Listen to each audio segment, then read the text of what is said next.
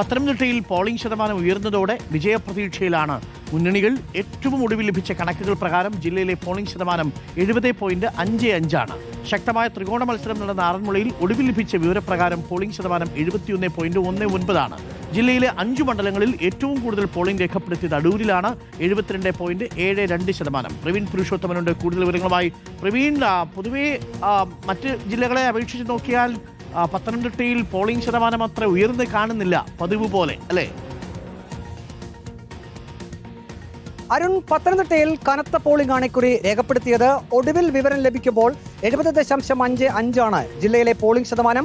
ഏറ്റവും കൂടുതൽ പോളിംഗ് രേഖപ്പെടുത്തിയത് അടൂർ മണ്ഡലത്തിലാണ്, 72.72%. ഏറ്റവും കുറവ് പോളിംഗ് രേഖപ്പെടുത്തിയത് റാന്നി മണ്ഡലത്തിലാണ്, 68.95%.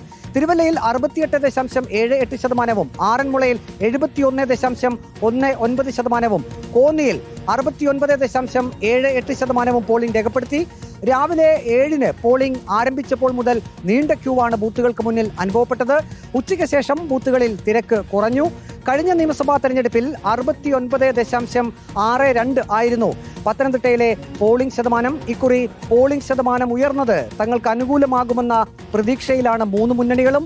ആറന്മുളയിലെ LDF സ്ഥാനാർത്ഥി വീണ ജോർജ് ആനപ്പാറ സർക്കാർ LP സ്കൂളിലെ ബൂത്തിൽ വോട്ട് രേഖപ്പെടുത്തി. ആറന്മുളയിൽ ബാലറ്റ് പേപ്പറിൽ LDF സ്ഥാനാർത്ഥിയുടെ ചിത്രം മാത്രം കൂടുതൽ തെളിഞ്ഞതായി കാണിച്ച് UDF കളക്ടർക്ക് പരാതി നൽകി.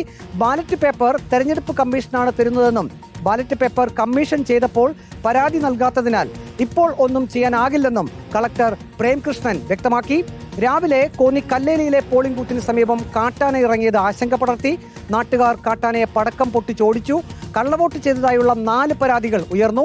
ആറന്മുള മണ്ഡലത്തിലെ വല്ലനയിൽ UDF ബൂത്ത് ഏജന്റിന് മർദ്ദനമേറ്റു. 63 വയസ്സുള്ള ഷാജിക്കാണ് മർദ്ദനമേറ്റത്. ബൈക്കിലെത്തിയ 2 അംഗ സംഘമാണ് മർദ്ദിച്ചത്. ഷാജിയെ കോഴഞ്ചേരി ജില്ലാ ആശുപത്രിയിൽ പ്രവേശിപ്പിച്ചു. കഴിഞ്ഞ നിയമസഭാ തെരഞ്ഞെടുപ്പിൽ 5 മണ്ഡലങ്ങളിലും LDF സ്ഥാനാർത്ഥികൾ ആണ് വിജയിച്ചത്. 5 മണ്ഡലങ്ങളിലും വിജയ തുടർച്ച ഉണ്ടാകുമെന്നാണ് LDF ക്യാമ്പിന്റെ പ്രതീക്ഷ. 5 മണ്ഡലങ്ങളും തിരിച്ചുപിടിക്കുമെന്ന് UDF നേതൃത്വവും വ്യക്തമാക്കി.